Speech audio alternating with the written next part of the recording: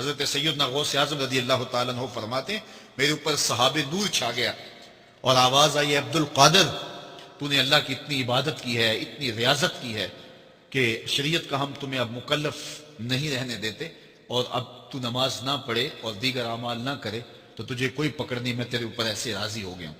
تو ایسے بادل سے آواز آئی، کہتے ہیں مان میرے دل میں خیال آیا کہ اگر عبادت کا مکلف نہ ہونا ہوتا امام الانبیاء صلی اللہ علیہ وسلم سے بڑھ کر کون اللہ کا مقرب تھا، لیکن ان کو تو کہا گیا وَاعْبُدْ رَبَّكَ حَتَّى يَأْتِيَكَ الْيَقِينُ، انہیں تو کہا گیا کہ آخری سانس تک اللہ کی عبادت کرنی ہے۔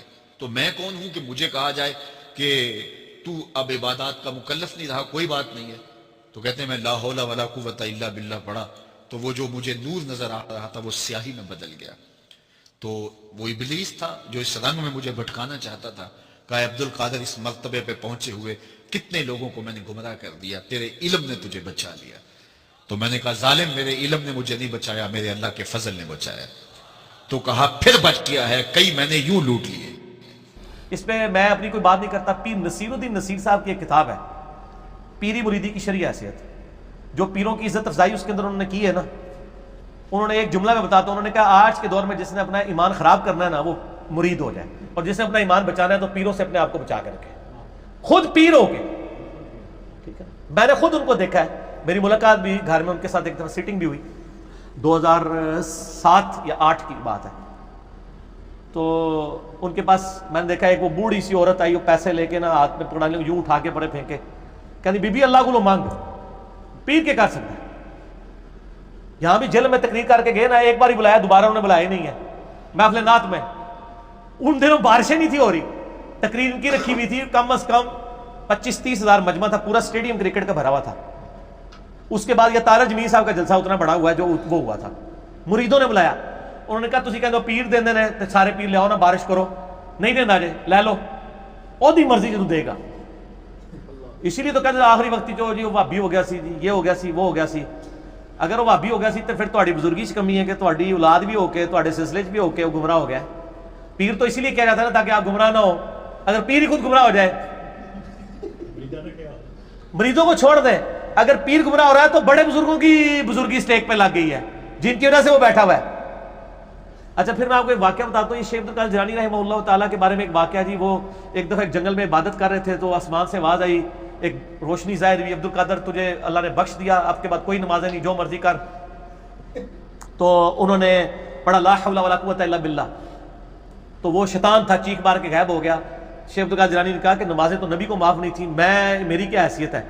تو جاتے جاتے اس نے کہا کہ شیخ عبد القادر جیلانی تیرے اس مقام پہ پہنچے ہوئے 70 اولیاء اللہ میں نے بہکا دیے ہیں اسی بات کے اوپر، تو اپنے علم کی وجہ سے بچ گیا۔ تو انہوں نے کہا یہ تو نے دوسرا وار کیا ہے، میں اللہ کے فضل کی وجہ سے بچا ہوں۔ یہ اللہ اکبر، اس واقعے کی میں انجینئرنگ کرنے لگا ہوں کہ سر وہ جو 70 غوث تھے جن کو شیطان نے اوندھا منہ کر کے دوزخ میں پہنچایا ہے، ان کے لاکھوں مرید کدھر گئے؟ 71 چوں ایک ہی بچا جے، 70 تو شیطان لے گیا جے۔ تے سانو کی پتا تسی جڑے پیر ساڈے بنا رہے ہو انہاں نال کی ہونا ہے؟ اگر وہ غوثاں نال ہویا ہے تو پھر ہم کہتے ہیں اس کو اپنا پیر مانے جس کی گارنٹی قرآن میں ہے، ما ضل صاحبکم وما غوا، تمہارے نبی نہ کبھی بہک کے ہے نہ کبھی بیرا چلے۔ اور یہ اعلیٰ حضرت نے خود لکھا ہے، اعلیٰ حضرت کی کتاب ہے بیت و خلافت، بیت و خلافت کتاب ہے اعلیٰ حضرت کی، وہ میں نے اس میں حوالہ دیا ہے۔ اس میں انہوں نے لکھا ہے کہ یہ جو بایزید بستامی کا قول ہے نا، جس کا کوئی پیر نہیں، اس کا پیر شیطان ہے، یہ محض باطل ہے۔ تحقیق ہر سنی مسلمان کا پیر محمد رسول اللہ صلی اللہ علیہ وآلہ وسلم۔ ٹھیک ہو گیا؟ تو یہ اعلیٰ حضرت خود کہہ رہے ہیں کہ بایزید بستامی نے جو بات کی ہے یہ باطل ہے۔ جب ہم کرتے ہیں تو کہتے ہیں بزرگوں کی گستاخ ہے، تو ہم بزرگوں کی گستاخیاں بزرگوں کے اقوال کی روشنی میں کر رہے ہوتے ہیں۔ میں اعلیٰ حضرت کے ساتھ ہوں کہ یہ باطل ہے اور یہ جھوٹ ہے، تو کلمہ پڑھ لے۔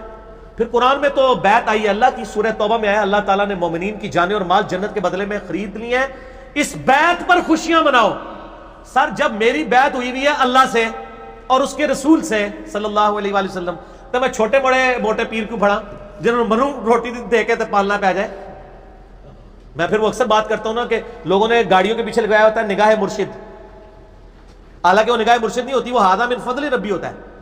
اور جن پیروں کو یہ نذرانے دے رہے ہوتے ہیں ان کا بھی کام ہے کہ وہ اپنی گاڑی کے پیچھے لگوائیں کہ مریدین کے نذرانوں کی برکت سے، اور وہ سچ بھی ہوگا۔ یہ تو جھوٹ ہے نگاہ مرشد، یہ تو بیچارہ پورا دن ٹیکسی چلا رہا ہے، پیچھے لکھا ہوا ہے بری بری امام بری کر دے کھوٹی قسمت ہری، اور جا کے امام بری کے وہاں پہ مزار کے اوپر جا کے چندہ بھی دے رہا ہے. اس مزار کے اوپر جو سارے معاملات چل رہے ہیں وہ تیرے چندے سے چل رہے ہیں. یہ تو ہونا چاہیے اس مزار پہ لکھا ہو کہ ٹیکسیوں والے اور غرباء کی نگاہ کرم سے. یہ سچائی ہوگی. یا پھر خدا کے لیے آپ لکھو ھذا من فضل ربی. حضرت سلیمان علیہ السلام کے دربار میں جب وہ پلک جھپکنے سے پہلے وہ لے آیا ان کا امتی یا فرشتہ یا جو بھی تھا، جس کو عاصم بن برقیہ کہتے ہیں یہودی، مسلمانوں میں ان کے ہاں نام ہے، قرآن میں نام نہیں آیا، تو انہوں نے اس کی تعریف تو نہیں کی، انہوں نے کہا ھذا من فضل ربی، یہ میرے رب کا فضل ہے. حضرت زکریا علیہ السلام مرشد تھے سیدہ مریم کے. سورہ ال عمران میں آتا ہے بے موسمی پھل وہاں پڑے ہوئے. حضرت زکریا کہتے ہیں تیرے پاس مریم کی فروٹ کہاں سے آتا ہے؟ وہ مریم اگر آج کی ہوتی نا تو کہتے حضور نگاہ مرشد ہے، تہاڈی دعاواں دی برکت ہے. انہوں نے کہا یہ میرے رب کے پاس سے آتا ہے.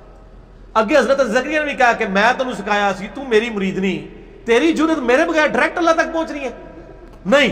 جب انہیں بات سنی چپ کر کے محراب میں چلے گئے اور یہ سوچا کہ جو اللہ مریم کو بے موسمی پھل دے سکتا ہے مجھے اس بڑھاپے میں اولاد بھی دے سکتا ہے، میں بھی بے موسمی ہوں.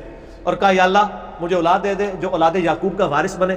یہ خانقاہ ٹیمپل آف سلیمان، یہ جو خانقاہ ہے ہیکل سلیمانی، اس کا مجھے ایک گدی نشین چاہیے. یہ تہاڈے لیے گدی نشین نہیں، نبی جو توحید سکھائے، جو اولاد یعقوب کا وارث ہو بنی اسرائیل کا. اللہ نے ان کو بڑھاپے میں، وہ بڑی پیاری دعا ہے سورہ مریم میں، میرا بال سفید ہو چکے ہیں، سر چمک اٹھا ہے سفیدی سے، میری بیوی بھی بانجھ ہے، میں بوڑھا لاغر ہو چکا ہوں، پھر بھی مجھے اولاد دے دی اللہ نے. ٹھیک ہوگا جی.